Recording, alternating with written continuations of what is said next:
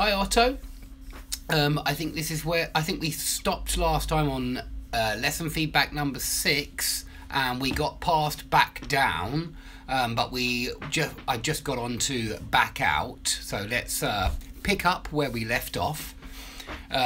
So if you back out of something, and it is back out of, it's a 3-word phrasal verb if you're going to put an object there, you usually back out of a plan. If you've got something pre-arranged and you back out, it means you suddenly at the last minute, usually at the last minute, decide that you can't do it. So maybe somebody invites you to a wedding and then a couple of days beforehand you back out. So it's not good really to back out at the last minute. It's usually a little bit rude. People have already prepared everything for you. Maybe they've even laid on a spread, laid on some nice food on the table, and then you're not there to join in the party. So yeah, back out, it means suddenly, well, not suddenly, but perhaps at the last minute, but when you've already said yes, you finally back out. You say no to some kind of plan or arrangement.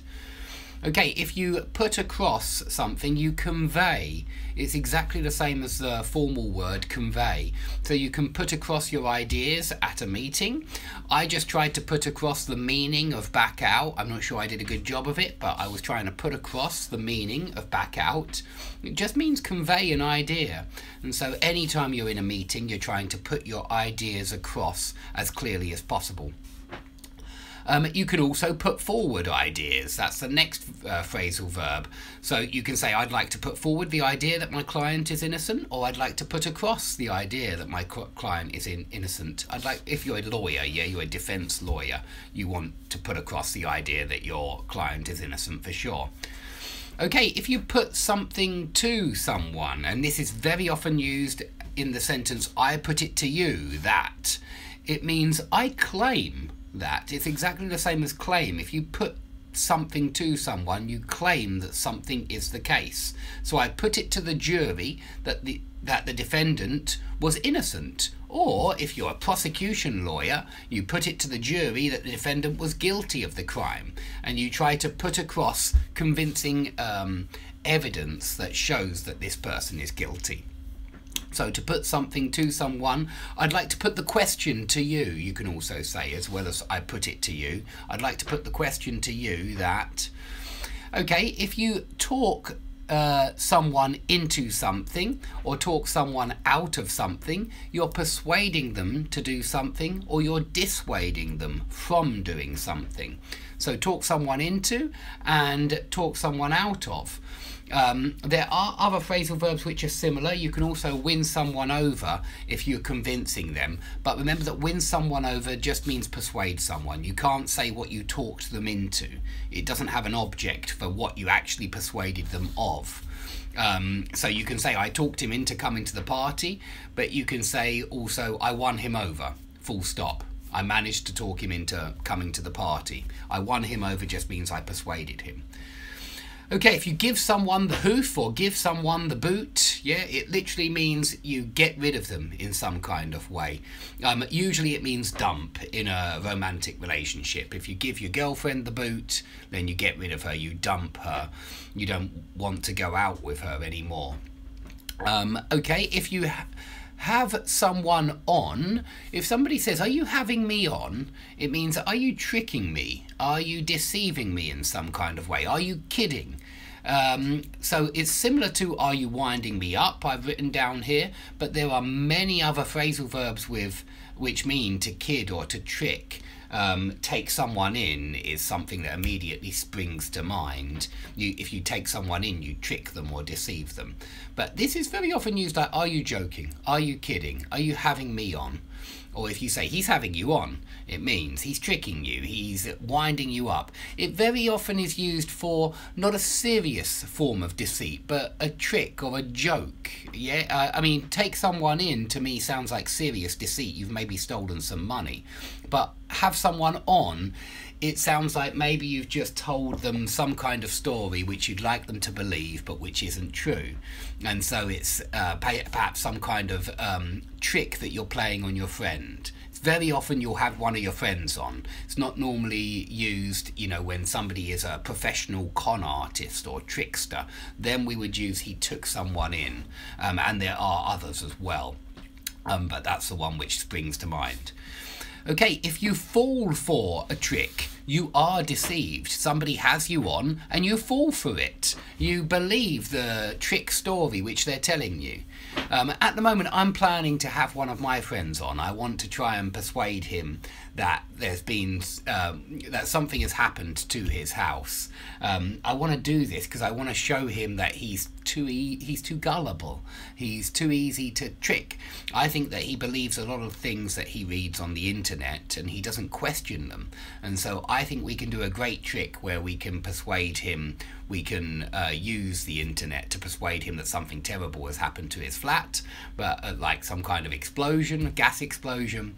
I know my wife's very good at she's doing a course at the moment to make designs, 3D designs, and so I'm planning on showing him an image, a video of his flat exploding, maybe a gas explosion, and I have a friend who can hack into his phone and his internet devices. All of his internet devices are connected to his phone anyway because they're tethered to the phone.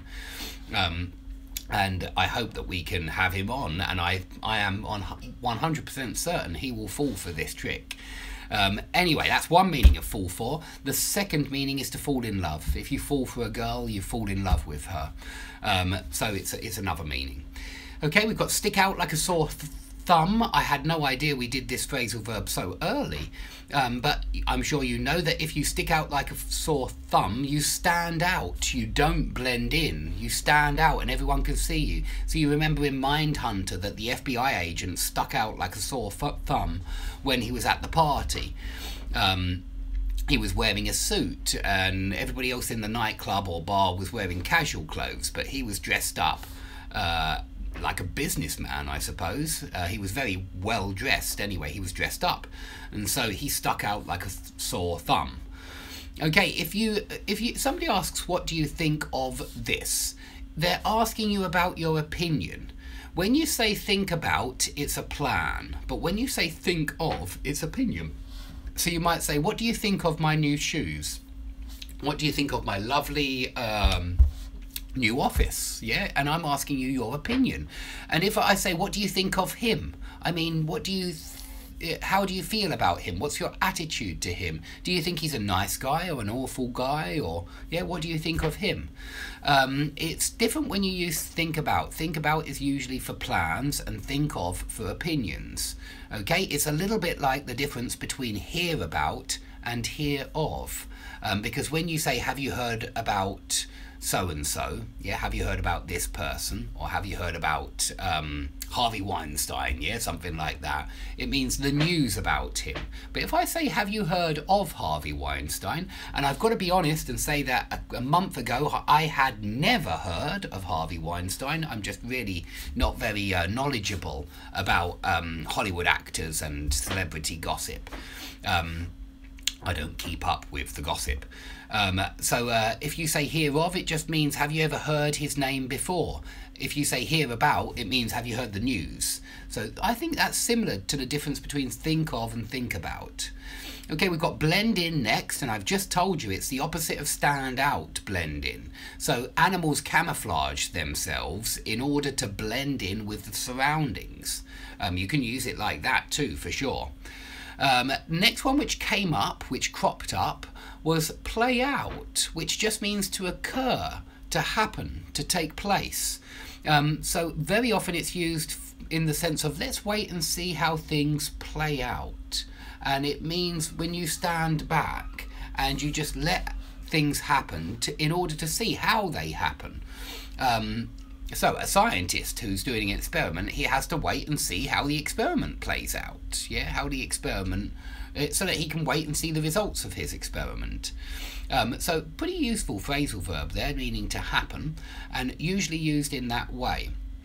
I mean, we wouldn't say something like what played out to you. No, I mean that would be what happened to you. Yeah, always. But we do say let's see how things play out. Okay, if you lay into someone, you violently attack them, very often physically, but you could use this for criticism as well. My boss laid into me at the meeting. It's perfectly acceptable, in fact, metaphorically or physically. So to lay into is like to lash out at or to hit out at. It could mean metaphorically or physically, just like those two. Okay, to run someone down, put someone down, bring someone down, talk down to someone, look down on someone, to get at is quite similar to all of these. All of these mean to insult or regularly depress somebody with your negative comments. It may not be that you're insulting them, because I think one of my friends, again, the one who I want to play a trick on, the one who I want to have on, I'm planning on having him on anyway, he very often, I wouldn't say run someone down, because I think run someone down is when you do something intentionally. But and put someone down is definitely intentional. So they're more like insult when you run someone down or put someone down. You're insulting them. But this guy very often brings everybody down. And it's because he always talks about negative stuff. Always. Yeah, it's he gets some enjoyment, some pleasure from trying to bring everybody down, from talking about negative things, and from only seeing the negative in the universe and never seeing the positive. It seems to give him some satisfaction, and so he brings people down very often with these comments. I suppose everybody's got a friend like this, yeah, who just likes to focus on the negative. Okay, if you talk down to someone, though, you're talking to them disrespectfully, and if you look down on someone, you disrespect them. So these are slightly different. And if you get at someone, if somebody gets to you or gets at you, it means they upset you in some kind of way. So if you say he's always getting at me, well, that would mean he's always criticizing me and trying to upset me. But if somebody does get to you, then they really upset you. Perhaps, you know, if you're a young kid, they might make you cry. Somebody gets to you at school. You could use get to in another way as well, as in if you're a jury member and the mafia get to you, it means they bribe you, they pay you off in some kind of way. Okay, if you take something out on someone else, this is a good phrasal verb, and it means to place your anger, which has built up, which you've bottled up over many weeks. Maybe somebody else has been getting at you, somebody else has been running you down, and you decide, or very often it's human nature, I think, but maybe it exists not just in humans, but you decide to take it out on someone else. You put your anger, your bad feelings onto someone else. So maybe, yeah, someone runs you down, someone gets at you, and you have a little brother, and you take it out on your little brother. You take the anger out on your little brother. You take your bad feelings out on your little brother. So very often take it out on someone. Really quite common. If you go back on your word, you break a promise. So you ought not to go back on your word. You ought to stick to your principles and be honest and not break your promise. Don't go back on your promises. There is another one for break your promise, but I can't remember it. Maybe you can. If you play something down, you downplay it. I remember you saying it's like downplay. It's exactly like downplay. It means you pretend that it's not as important as perhaps other people think it is. You suggest that it's really trivial or petty, something like that. So politicians, if there's some kind of scandal or disaster, they'll try and play it down. Yeah, they'll try and say, it's not important. They'll try and brush it off. Yeah, it's not important. They'll try and shrug it off. I think we say shrug something off. So they'll try and shrug it off as if it's really not important. There are a few other there we could use. They try and skirt around the truth, and I've forgotten the other one. But anyway, they try and shrug it off as if it's nothing. It's water off a duck's back. They'll downplay it. They'll play it down. Now, if you have it out with the manager or you have it out with the boss, it's like take something up with the manager. That's when you go and see the manager because you're cross about something. You might say in a restaurant, this soup was disgusting. I want to take this up with the manager. Bring him to me, please. And then you have it out with the manager. So you take it up with the manager first when you make your complaint, and then you have it out with him when you're shouting at him or screaming at him, whatever, and in order to complain about how terrible the meal was. Now, if you get something off your chest, it means you've got some kind of anxiety or worry that's been building up inside you. You've been bottling it up, and you need to vent these emotions. These are pent up emotions, and they need to be expressed. And so you get it off your chest by telling someone about it, by talking about it. The idea is that there's an emotional release, that there are pent up emotions. Check out that phrasal verb adjective, by the way, pent up. It's like bottled up. There are pent up emotions which need to be expressed. And so you get it off your chest. Okay, bottle up is the next one. Remember, pent up, very similar to bottled up, because it's an adjective. You don't normally use it as a verb. When we bottle up our feelings, it's nice to get them off our chest, yeah, to get these pent up emotions off our chest. Okay, if you get off with someone, then it's British English for make out with someone, because in American films they always say he was making out with his girlfriend in the park, and that would mean he was kissing her with tongues. Usually this is a French kiss. It's not just a little peck on the cheek, but it's a full-on passionate romantic kiss. And so if you get off with someone, when I was 14, it was really important to try and find a girl to get off with, because you had to show off your manliness, and one of the ways of doing that was to say that you got lots and lots of women. And I went to a boys' school, and so many boys in this school hadn't got off with any girls because we didn't know many girls. And so especially when we were 14, it was important to find someone to get off with. And I found some girls in the girls' school next door who were very willing and obliging. Okay, if you wind someone up, you annoy them, you irritate them. It could mean, wind someone up could mean annoy or irritate, but it can also mean to trick or kid, like have someone on. Wind someone up is very, I'm planning on winding up my friend, I'm planning on having him on. But it can mean to annoy and irritate as well, because when somebody jokes with you, they can be annoying. So it has those two shades of meaning, wind someone up. And remember, you can also wind up a watch as well. And remember, you can also wind up in a terrible situation, like end up in a terrible situation. We wound up at the wrong station on the way home and it took us ages to get home, yeah? Or at the end of university, my brother wound up failing his final exams. It's not true, but just an example. Okay, gloss over. This was the one I was trying to think of earlier when I was talking about the minister who was shrugging off criticism. I can't remember why it came up. Was it the minister was shrugging? Oh, he was playing down the importance of something. So he was glossing over the details. I think glossing over the details is similar to playing something down.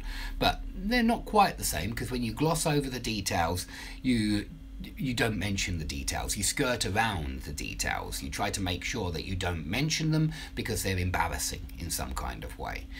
So you gloss over the details. But it's a little bit like downplaying, because when you downplay something, you try not to mention it. You try and play it down. You try and pretend it's not important.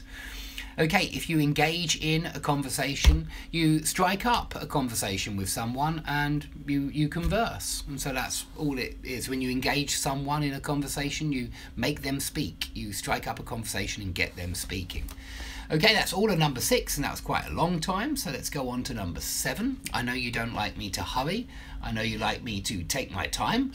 So I'm trying to speak at length about something, and the very first one on number 7 is at length. When you do something at length or at great length, if you speak at great length about your divorce, it means you keep speaking and speaking and speaking. You go on and on and on, you drone on, you waffle on about the same topic.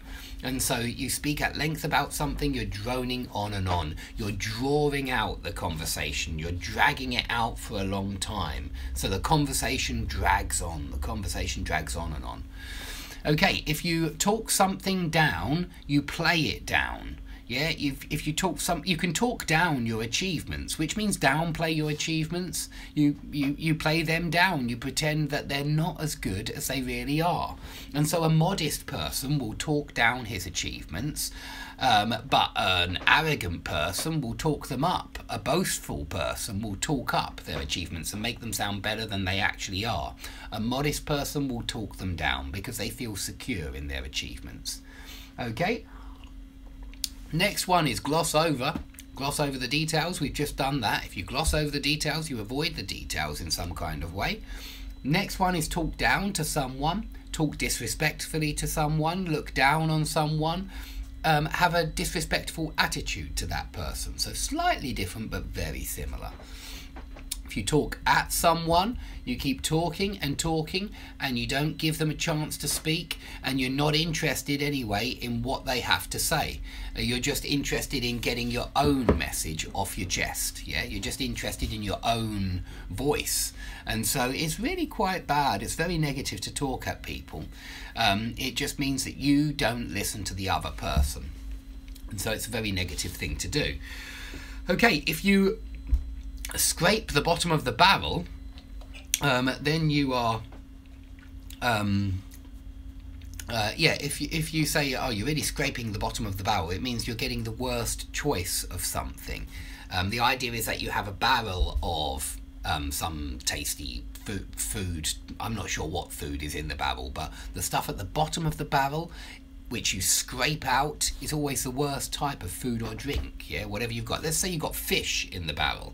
The fish right at the bottom will be the worst type of fish, but whatever it is at the bottom is always the worst. It's like the last gulp of beer in a beer bottle. It's always going to be the least tasty gulp. So when you say, oh, that movie director is really scraping the bottom of the barrel, look at the state of the girls he's using in the video. It means that he couldn't find any sexy girls for the video, so he just had to scrape the bottom of the barrel, and beggars can't be choosers, we say. Yeah, he obviously didn't have many girls to choose from, and he just chose the ones that he had. So then we'd say you're scraping the bottom of the barrel. But it doesn't have to be about girls, of course. Anytime you choose something where you've got no choice and it's just not very good, we say you're scraping the bottom of the barrel. Is idiomatic. Okay, that's all of number 7. That was very quick.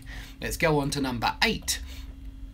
Now, you can browse through, scan through, leaf through, flick through, thumb through, that one really, thumb through, and go through documents, or anything that you can read, a book also, a student's book, the phrasal verb book, and it just means go through it quite quickly, you know, browse through, scan through, leaf through. None of them sound like you're taking a long time, or all of them sound like you're just having a quick general read and then next page. General read to get the general idea, the gist, and then the next page. Put something down to is how you ascribe a cause. So you might say the cold weather, I put the cold weather down to I don't know, the solar cycle, or I put homelessness down to the government's recent policies on, I don't know, house prices, or mortgages, or interest rates, whatever it is, but you're saying that this is caused by this. And you could also say homelessness comes down to the very low interest rates, or homelessness comes down to alcoholism, if you think that alcoholism plays a big part in causing homelessness. So whatever it is, you can use put something down to or come down to, and we very often do. We can also say rooted in, of course. Homelessness is rooted in alcoholism. Homelessness stems from alcoholism. So there are many other phrasal verbs we could use there. We don't have to use those ones. Okay, spell out. If you spell something out, you make it really obviously clear. Not when you spell out a word, yeah, you say, you know, documents if it's documents.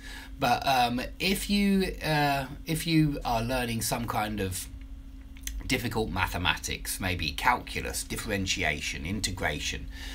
Your teacher might need to spell out all of the fundamental principles of this, of how to differentiate, how to integrate, in which case he will spell things out slowly. Not very often used, more often used in the negative, in fact, not often used like the professor spelled it out. Normally you say, you don't have to spell it out, meaning you don't have to make it really obvious. So very often used in the negative, that one, not often used in the positive. It must be, yeah, you don't often say the professor spelled it out. I started to act like, to talk like that was the case, but now I understand, no, it's not. You normally say you don't have to spell it out. Okay, boggy means muddy. It means there's a lot of water in the soil, and so it's not nice to walk on because you get all muddy, you spoil all your clothes because the ground is all boggy.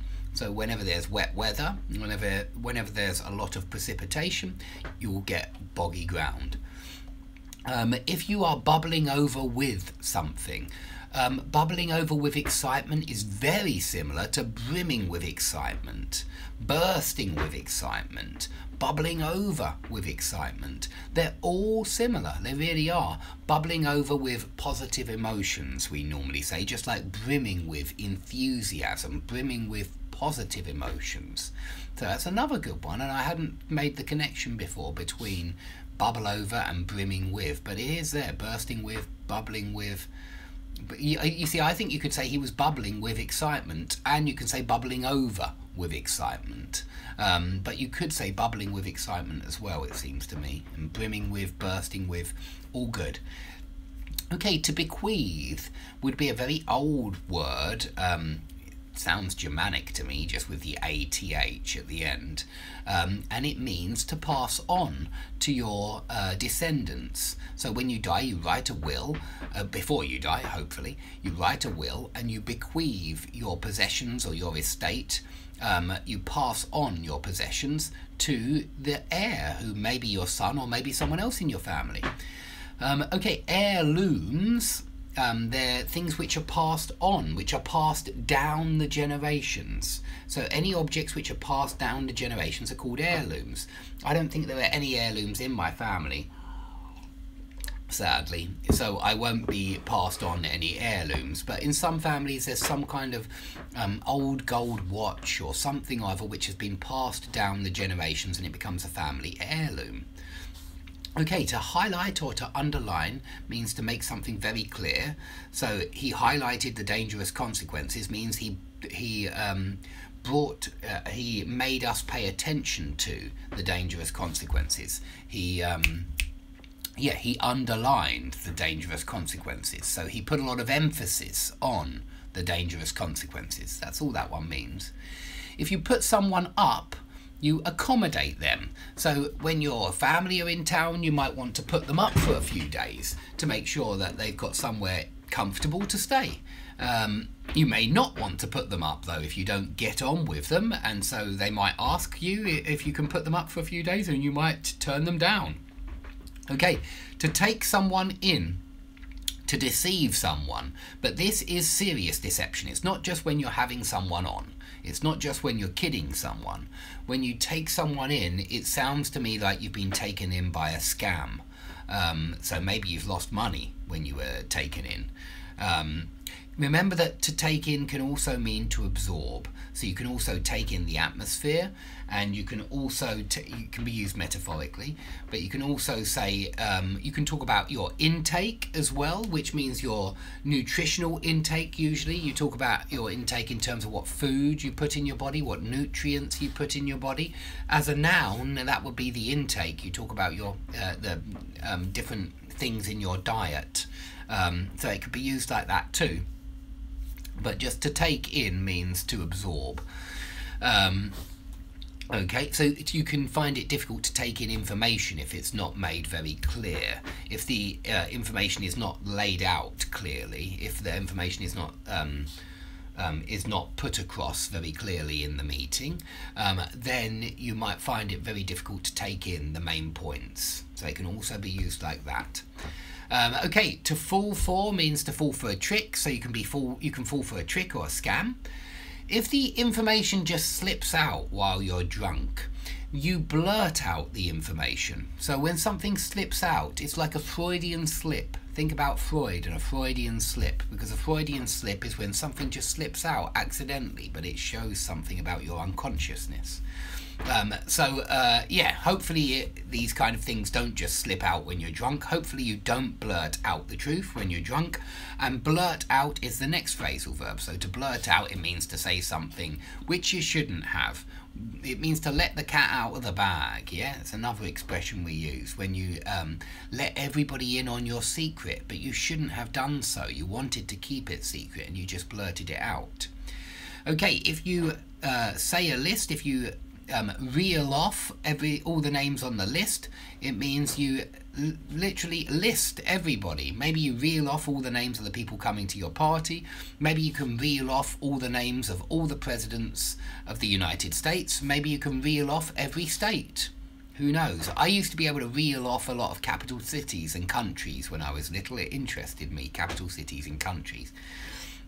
Okay, next one was a solicitor. So you remember my solicitor Jenny and how much I liked her, how much we got on with each other. A solicitor is a type of lawyer and they deal with documents more than anything else. They're not well, they occasionally do go to court, but they're not the big lawyers in the High Court that are prosecution lawyers or defense lawyers. They're not that. They're just dealing with normally with documents concerning houses and divorces. That's the two main areas which I think they specialise in: property and divorce. Okay, if you tell someone off, you reprimand them. You give them a ticking off. If you remember this expression as well, if you give someone a ticking off, you tell them off. You reprimand them. You say, aye, aye, aye, you shouldn't have done that, you naughty boy or girl. Okay, if you sort something out, it just means organise, get something done. It's used all the time. So at the moment, I usually write lists of things that I need to sort out. You can see a list there of all sorts of things that I need to sort out. There's another list here as well of things I need to sort out. Another list here of things I need to sort out. I'm a big fan of writing down lists and then trying to sort everything out. But you can use sort out in 1,000,001 different situations. Please use it as often as you can, because really in England people use this one all the time, just meaning to get something done, to get something completed. So you can sort out your visa, you can sort out tickets, you can sort out Christmas presents for the family, you can sort out the mess in your room, you can sort out all sorts of things. Okay, if you bottle out or chicken out, this means that you are not courageous enough to go through with something, to take something through to the end, yeah? If it means that you, at the last minute, you bottle out. Maybe you agreed to do a bungee jump, and you climb up the steps and you go right up to the top platform, and then you bottle out. Then you chicken out. You say, I can't go through with this. I can't do this. And so, yeah, you don't see it through. You don't see the bungee jump through. You bottle out. You don't want to do it right at the last moment. So really common, that one, for when someone's not brave enough to do something. Okay, if you want to get out of something, this means to avoid a responsibility. And so if you have something, wriggle out of, by the way, is also there. I think I'll even write it down on this one. Wriggle out of is exactly the same when you try to avoid a responsibility. I'm pretty sure there was another one here as well, but I can't think of it quite at the moment. If my cat has decided to join the phrasal verb class, you can just have a look at him here. He's sitting right on the warm bit. He knows that there's a radiator under this table, and he likes the heat. He likes to warm up on the desk. Anyway, so if you don't want to go to work tomorrow, you might try and get out of it. You might try phoning your boss and making up some kind of lame excuse. Fob him off with some kind of lame excuse that you're sick or something like that, and you manage to wriggle out of going to work the next day. Okay. Your boss might decide to sack you because he might say you're not able to face up to your responsibilities. And this would be face up to. When you face up to something, you attack it head on. You take the bull by the horns when you face up to it. So if you face up to your responsibilities, it means you say, okay, I'm ready for these responsibilities. I'm going to do it. I'm going to go into work. I'm not going to wriggle out of it. But you can also face up to a bully, like stand up to a bully. You need to face up to him. You need to stand up to is more common there. But I think face up to is similar to stand up to. It just collocates very well with responsibilities and probably some other words as well. Let's see which other words crop up when I put in face up to. Face up to the facts. Yeah, which means accept the facts for what they are. Face up to the facts, yeah? Don't try to avoid the facts. Don't try to skirt around the truth, but face up to the facts. You can also face up to an unpleasant duty. So quite a few with face up to. Let's just quickly check on Cambridge. Yeah, to accept that a difficult situation exists. So that's why we say face up to the facts, or face up to your responsibilities, or face up to your duties. She's going to have to face up to the fact that he's not going to marry her. That would be one example. So yeah, quite a few with face up to. Let's go on to feedback 9 now. Okay, go down in history as is the very first one. So if you say he will go down in history as the best football player of the 20th century, that means that he will be forever renowned, forever famous for being the best football player of the 20th century. It means that you will not be forgotten. You will always be known for this particular achievement. Okay, so Guido Fawkes went down in history as the first person to attempt to blow up Parliament, and we had bonfire night on Sunday in my house in order to celebrate this particular event. But he was a Catholic conspirator, so if you're Catholic you might support him. Personally, I'm not keen on politicians, and I think anybody trying to blow up Parliament is probably a good man and not a bad man. And I love this festival anyway, bonfire night, where we celebrate this particular event. We're supposed to celebrate the fact that he failed, the fact that he went down in history as a traitor, the fact that he turned against, that he turned on his country, his king and country, or his parliament. And his punishment was that he was hung, drawn and quartered, which means hung, then drawn behind a horse. It means literally pulled along round the streets on the back of a horse, all on the ground, so it's not very nice after you've been hung. And then quartered means cut into four pieces. Okay, if you narrow down a list of suspects, you're making that list of suspects smaller and smaller and smaller. But you can narrow down a list of candidates if you're looking for new employees to take on. You will have an interview. You might have 10 candidates at the interview, and it's your job to work out who is suitable and who isn't suitable. So you narrow down that list of candidates. Next one is fall out with. If you fall out with your friends, it means you stop being friends. You're no longer friends with them. You have some kind of argument, you have some kind of disagreement, and you fall out with them. And if you get back together with them, you make up with them, by the way. If you make peace with them, you make up with them. So first you break up, then you make up. But fall out with for friends, break up with or split up with for romance. Okay, if you throw a tantrum, it means that you become hysterical. And this is for kids mainly, although adults do throw tantrums sometimes. Adults throw tantrums considerably less often than little children, and it really does mean when the child is screaming and kicking and it's gibberish what they're saying. You know, it's not even easy to understand what they're talking about because they're really, really hysterical. So nobody likes to see a kid doing this. It's horrible, in fact, and whenever yours do this in public, it makes you feel embarrassed. It makes you feel mortified, absolutely mortified, and you want the ground to just swallow you up right there on the spot. Okay, if you put something down, you write it down, you jot it down. Not quite the same as pencil in, but I've put pencil in here as well. Pencil in will always mean provisionally schedule. So if I pencil your lesson in for Tuesday at 3 o'clock, I just provisionally schedule it for that time, but I know that things might change. But if you just write something down, jot something down, means just very quickly make a note. So I jotted a few things down here. And you can also say put something down. And remember that you can say, what can I put you down for? This is basically connected to this phrasal verb, put down, like as in write down. Because if I say, what can I put you down for? It makes me think of a restaurant when you're sitting round a table and I say, okay, I'm having steak, what can I put you down for? It means, what can I write down for you? And of course, you're only speaking metaphorically. You're not actually going to write down anything. You're just going to keep it in your memory. But when I say, what can I put you down for? It means, what can I write down for you? What can I tell the waiter that you want?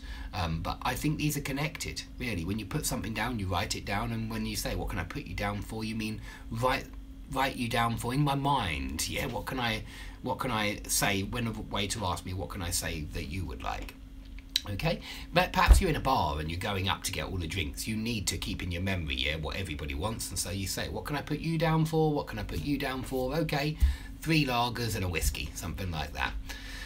Okay, if you stand up for someone, then you support them or defend them in some kind of way. You ought to, we tell kids that you ought to stand up for yourself. You ought not to let yourself get bullied.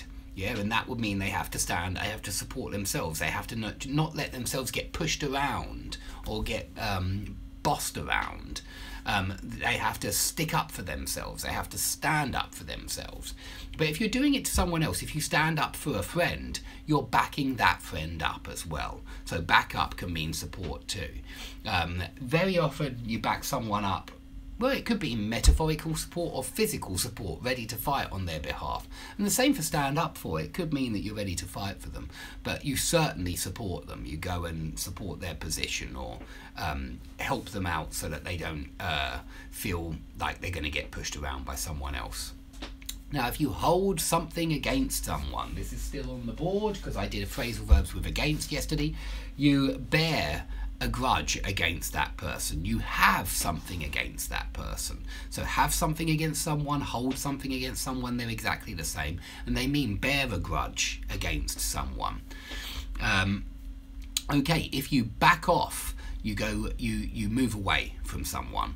And it's very often used in the imperative. Yeah, it's very often used as a warning of just back off, back away, get back. Yeah, like that. It means get back, move away from me, get back, back off.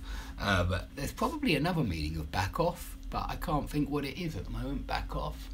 But here, the most common one is certainly move away, get away from me. Okay, if you back down or give in or give up, it means you withdraw your support when you back down, or you withdraw your position. You had one position and then you back down. So let me give you a few examples here, because it could mean like cave in to demands, give in to demands. Maybe you refuse to give in to these demands first of all, but in the end you back down and you acquiesce would be a similar one, like cave into.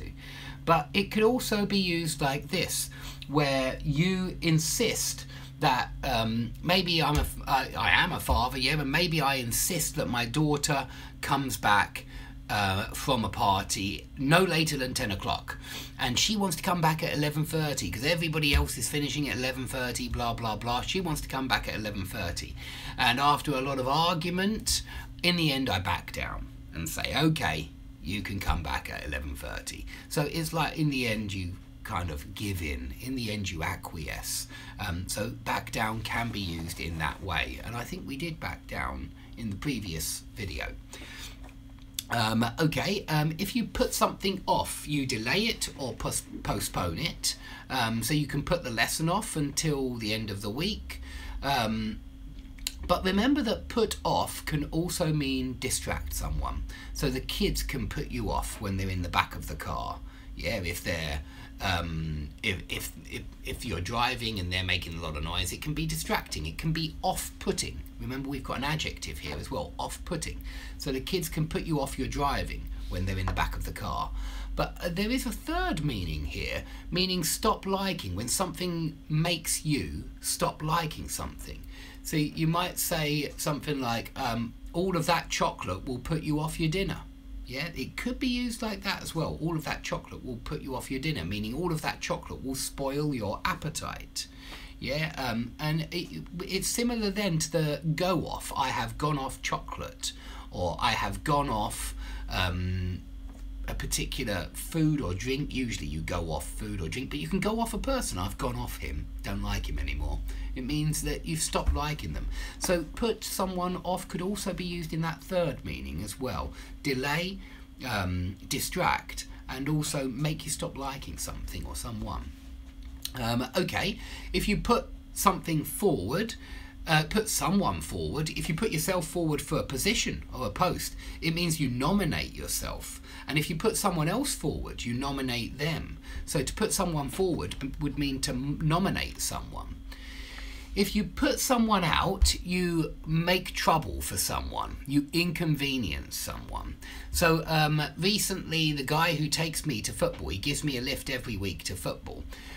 He's got in a funny mood with one of the other guys we play football with. For some reason, he's been offended by something that he said. I have no idea why. This guy is, you know, he's very self-confident, and he's even quite aggressive when we play football, but he's actually quite sensitive. I can see that now, because one of the comments of someone else in the team has really got to him. It's upset him, and he doesn't want to play anymore. So anyway, this is a long story. I'm going on and on about this, but he stopped taking me to football, and another guy who lives very, very close and always comes down this road, he picks me up now for football, a guy called Murray. The other guy was called Dave. He had the same name as me. But I didn't really want to put Murray out, and so I didn't say anything about getting a lift. I was too embarrassed to ask, really, and it's the situation I'm in, because I don't drive, and I hate being dependent. Unfortunately, if you don't drive, you are more dependent than someone who does drive. You know, I've got used to not having a car, and it's not something that I feel bad about in any kind of way. I think I save a lot of money, but I do feel bad when somebody has to pick me up every week, and so I didn't want to put this guy out, but he got in touch with me himself and said, hey Dave, really, it's no problem, I go down that road anyway. And so I made him accept. I told him that he must take petrol money from me, because I was giving Dave petrol money anyway, and really I just pay them petrol money because I don't want to have a guilty conscience. I feel terrible if I'm putting someone out, if I'm making them inconvenient because they've got to pick me up, even if it's not a big inconvenience. I hate begging for lifts. I hate taking something from someone and not being able to give something back in return. It makes me feel like like I'm a scrounger, like I am scrounging off someone. And scrounging off is another good phrase verb. If you scrounge off someone, you live on their generosity. Yeah, you feed off their generosity. And I don't think it's a good thing to do. I hate to think of myself doing that. And so I absolutely insist that they take the money for petrol. And in this way, I feel like I'm not putting them out. I feel like at the very least they get some cash and they get a free football game. Yeah, they can use my petrol money for the football or something like that. And so I feel much better. And the driver feels better as well. He understands, Murray understands that, you know, I don't drive, but I do save a lot of money. And because I don't have a car, and so really I'd like to give him some petrol money.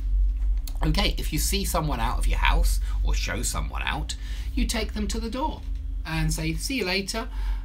So see someone out, show someone out, it literally means take someone to the door and wave goodbye when they've already been in your house. Okay, if somebody comes round or comes to, or you bring someone round, it means that they passed out. It means that they lost consciousness.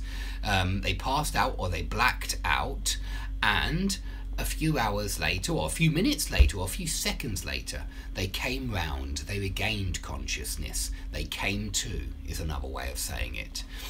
But if you used something to make them regain consciousness, you remember those smelling salts that you can sometimes use, something very smelly, a very pungent aroma will maybe bring the victim round, bring the person who is unconscious round. Okay. If you have a limited number of players on your football team, you might need to rope someone into playing. And here, I want you to think of the lasso, yeah? The cowboy with the lasso. You know I like cowboy analogies or cowboy metaphors. Yeah, think about the cowboy roping in the cattle. He needs to rope in any stray cattle. Any cattle that go astray, that leave the path, he needs to rope them back in. And if you need to encourage someone to join in some kind of activity, you try and rope them in. So it could be used at work as well. You could have a team working on a particular project, but you don't have enough members, so you try and rope someone else in. Okay, to be up to or to get up to, here we very often say, what are you getting up to, or what have you been up to in the week? Yeah, really often. I say it to my students all the time. What have you been up to? Anything new? Yeah, I say it all the time. But you remember that, don't forget here that we've got another phrasal verb of playing at, which is a little bit similar to what are the children getting up to? That would be what suspicious, naughty thing are they getting up to? And you mean the same thing with play at. What are the children playing at? I don't know what my cat is playing at the moment because he's biting me, and so he's being a bit naughty. But I could say, what is he playing at? Okay, I think that's all for be up to, get up to. Last one on number 9 is a jab, a hook and an uppercut. So a jab would be a little punch like this. A hook comes round from the side, and that's why we say it's a hook, a right hook or a left hook. And an uppercut comes from below. It's one of those ones where you go straight up through the guy's jaw and it's an uppercut. Okay, let's come on to number 10. Okay, flabbergasted was the first word here. You've got a lot of words, I think, which means flabbergasted. We say dumbfounded, flabbergasted, stupefied. Whenever you're really shocked, absolutely amazed that something has happened. Yeah, there are some other good ones here. Flabbergasted, dumbfounded, stupefied. Can't think of any others at the moment, but they're all good adjectives which mean really, really confused and shocked at the same time.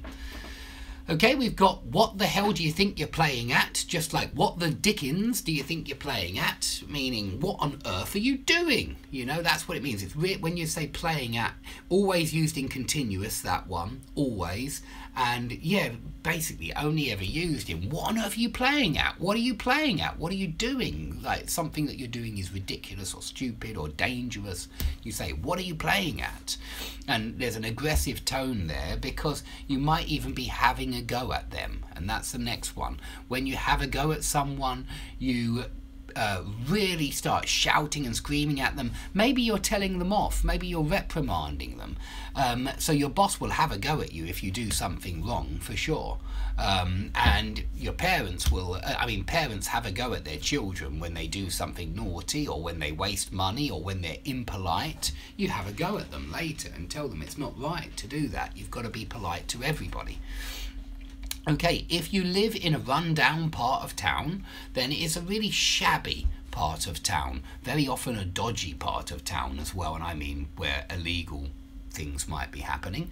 But run-down literally means that all the buildings are decrepit, they're dilapidated buildings, they're not new, they're all old and they haven't been very well maintained or looked after. So that would be a run-down part of town. And remember that when you run someone down, you criticise them or say terrible things about them until they feel really depressed. But work can run you down as well. So when work runs you down, it means it makes you feel washed out and tired and stressed out. If work runs you down, then it really makes you ill, basically. It's so stressful that it makes you ill. So work can run you down as well. Okay, if you vent frustration, you get something off your chest. To vent frustration means exactly to get something off your chest. Yeah, so it means you've got all these pent-up emotions, remember that? Pent-up, bottled-up emotions, and you need to vent your frustration. So you might take your frustration out on someone else. Yeah, maybe someone has made you frustrated, your boss, and you decide to take it out on one of your employees. Yeah, maybe you've got someone under you that you can take it out on. I think unfortunately it's human nature to take our frustrations out on others. Okay, rub something in. Rub something in is remember the rub salt into the wound, but also remember in Mindhunter, I just wrote an episode for Mindhunter number 4. I'll send that to you with this video. But Bill Tench says to Agent Holden, I mean, Agent Holden, I don't know about you, but he pisses me off. I don't like Agent Holden. I like Bill Tench. Clearly, Agent Holden is supposed to be the new liberal-minded kind of guy, and Bill Tench is supposed to be the old, conservative, traditional, and they have this comparison between the two, this contrast between the two. But Agent Holden, when he was sitting next to a policeman, and the policeman was telling him all about this terrible crime, Agent Holden really looked down on this policeman. He thought, what an idiot policeman. This policeman shouldn't be a policeman. He's no good at understanding crimes and understanding what might have happened. And okay, he's got a point. The policeman is a bit stupid, I agree. But the way Agent Holden talks to him is like he's the adult and this guy is a little child. And Bill Tench doesn't like it. Bill Tench immediately starts talking for him and he said, I think what my partner meant to say was, and he rephrased what Agent Holden had said in order to show that actually they respected the police and that they wanted to work together with the police, that they were on the same team and that they weren't in competition with the police. Anyway, he then explained to Agent Holden later, look, you've got more experience, or I don't think he has necessarily, but you've got more experience of serial killers. Don't rub it in his face. Meaning, don't remind him all the time of how rubbish he is at dealing with serial killers. He's never had a serial killer before. He lives in a small, isolated town. You know, nothing usually ever happens in this town. It's a boring old town. And so don't rub it in his face that you know how to catch serial killers and he doesn't. But we can use a much simpler example here for this one. I just wanted to say that because it came up in the last episode, and loads of phrasal verbs are coming up in that Mindhunter, so it's a good show. But if my kids, if one of them's got an ice cream, they're going to rub it in the other one's face, especially when the other one isn't allowed an ice cream, yeah, or they've already had theirs earlier in the day, for example. They will always rub it in then. They'll always come up and go, I've got the ice cream. Okay, next one, to mop up, or to wipe up, or to clean up, or to tidy up. All these clean and tidy ones, they're very often with up.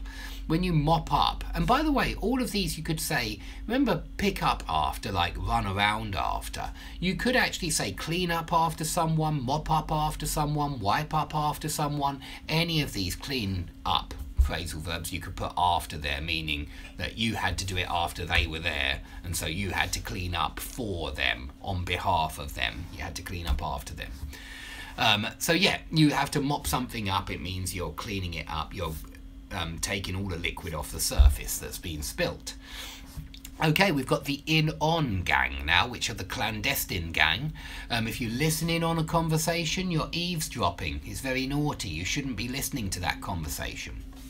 If you walk in on something, you shouldn't have gone in there, and you have seen now something which you shouldn't have seen. Exactly the same as barge in on. If you barge in on the meeting, you shouldn't have gone in there. Maybe something was going on in there that you're not allowed to know, and you just barge in. So You shouldn't barge in. You can also barge into a party where you're not invited, and we wouldn't say walk in on. So there is a slight difference there between barge in and walk in on. Walk in on is when you suddenly find something that you really shouldn't have seen, something clandestine in there. Barge in could mean barge in uninvited. Okay, if you say budge up or budge over, it's the same as move up, move over, move a little bit so that I can sit down as well. Normally it's when you've got, say, 4 people on the sofa and you say budge up, I want to sit down, or budge over. Okay, next word is banter. Banter involves, yeah, it's when you insult your friends, but in a nice way. And so it's more, I mean, all friends have a little bit of banter, yeah. We all wind up each other. We all like to make fun of each other. That's what I mean, but not necessarily really personally. There is a line, there is a limit, and you shouldn't cross that line. But banter is considered where the kind of conversation you have when you haven't crossed that line. When you say it's just banter, yeah, in a friendly, amusing way, you're making fun of each other. Okay, so I think all guys tend to have a little bit of banter with their friends. Okay, last one for today is to set a good example. If you set a good example, it means that you give usually your children, but maybe your pupils in a class, you give them a good example to follow. So you set a good example. So it's important for all adults to set a good example for children. Okay, that's the 60 minutes for today. Next time we'll start on feedback 10. Open up is where we will start, because that's how far we've got. I hope that's been useful to you. I hope you've had a nice week this week. Please read the Mindhunter document as well, because there's lots of new phrasal verbs in that too. And I'll see you tomorrow for some more phrasal verbs. Have a great week, whatever you're getting up to, and see you soon.